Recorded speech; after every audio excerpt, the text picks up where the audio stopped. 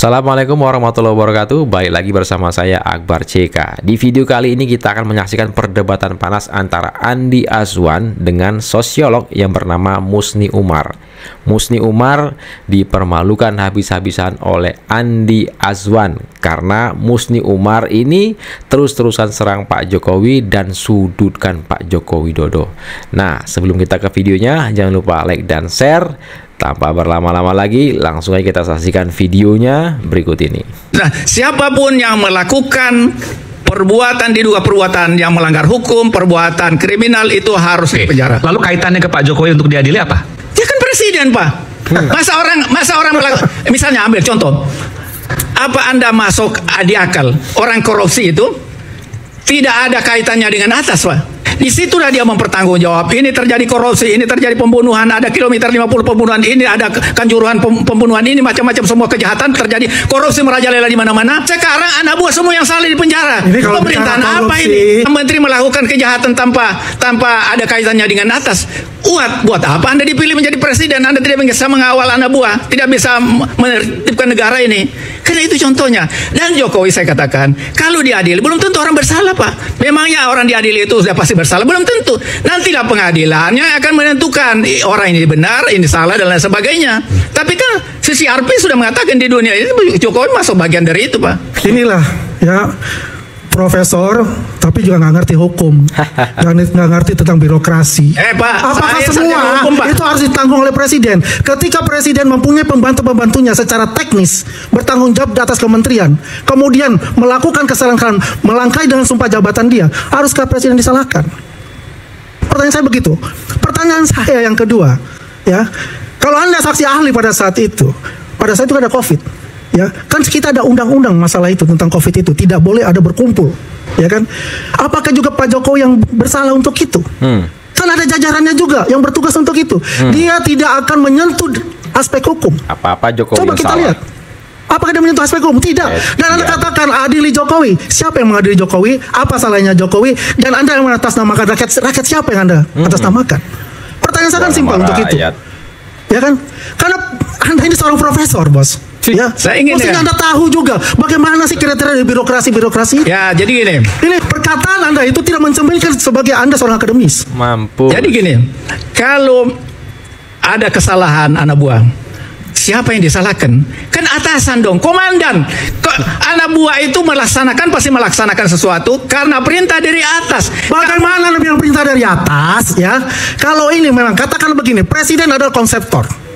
Pelaksana teknis siapa? Pelaksana teknis itu adalah menteri. Menteri itu mempunyai dirjen-dirjen, mempunyai direktur-direktur. Mereka lah batas untuk itu.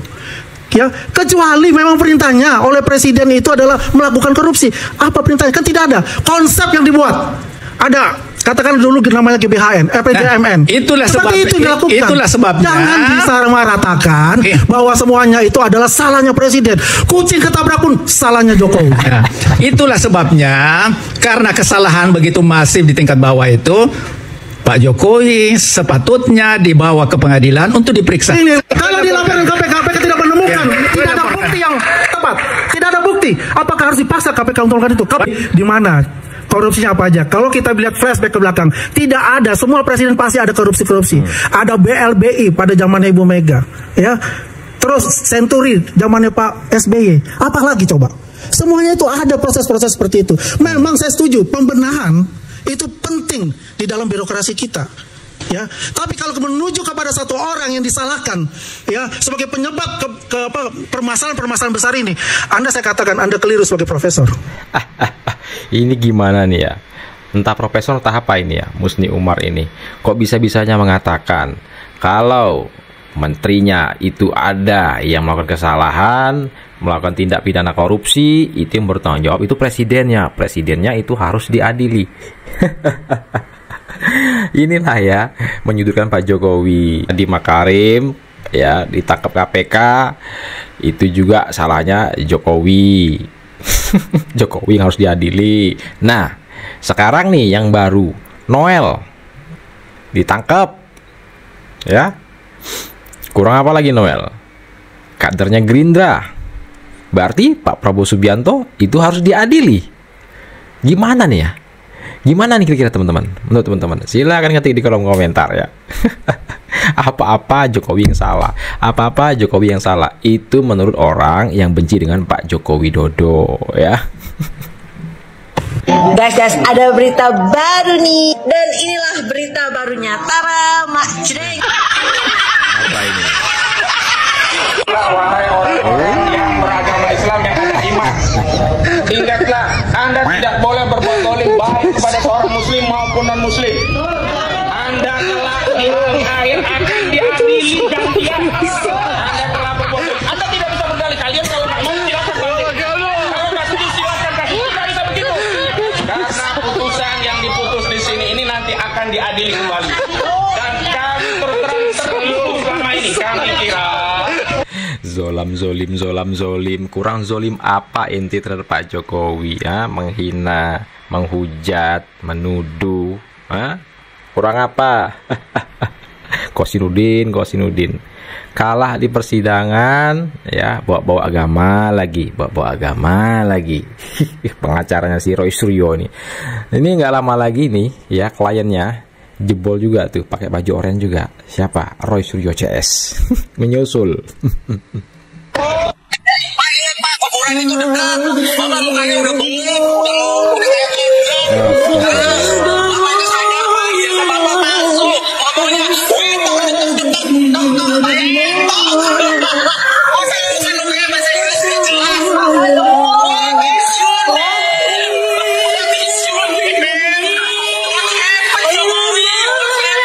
tampang gerombolan pendukung Abah. Menghina, mencaci maki.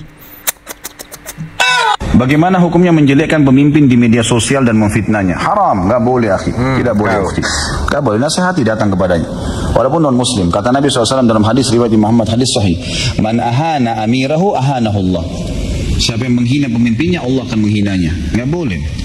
Tidak boleh ada yang buat karikatur, ada yang buat begini. Apa ini teman-teman sekalian?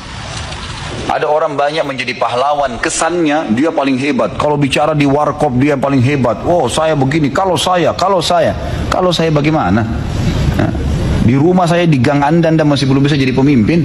Ini mau memimpin negara, terus salahin orang yang sudah jadi presiden. Dari mana ini? Kalau anda jadi presiden mungkin sudah ubanan gitu. Kira gampang apa orang jadi seperti itu? Yang kita lakukan doakan teman-teman sekalian. Mudah-mudahan pemimpin tersebut menjadi orang yang baik, orang yang adil, orang yang berpegang pada Al-Quran dan Sunnah. Tuh dengerin para pembenci, terutama ya ternak onta. Tuh dengerin tuh Ustadz Khalid Basalamah, zolim sekali, yang berbicara keburukan, bicara yang jelek-jelek terhadap pemimpin, terhadap mantan pemimpin. Sunnah. Saya kira kalau soal moral, memang dia ikhlas. Kan dia Ahok dia ngasuh tuh. Anies dia ngasuh. Sandi dia yang ngasuh. Jadi dari segi unsur sifat kehumanisan itu, Prabowo memang unggul. Karena dia, bayangkan aja dia mesti tahan dirinya untuk ditinggalkan oleh pengikut muslim karena dia masuk ke dalam blok Jokowi. Tapi dia punya ide yang menganggap bahwa oke, hal-hal itu dia diabaikan, diambil sebagai resiko demi bangsa itu. Anggap itu karena sifat politisnya. Tapi ada juga analisis untuk membaca jiwa seseorang yang berkali-kali tersingkir dan masih mengalami trauma. Jadi dia mau terangkan bahwa oke, saya akan atasi itu dengan usaha maksimal untuk mengatakan bahwa saya mencintai negeri ini. Dan dia ikhlas untuk dikhianati kemanapun. Ikhlas melalui pesan ini, saya ucapkan permohonan maaf yang sebesar-besarnya atas ucapan dan kesalahan saya.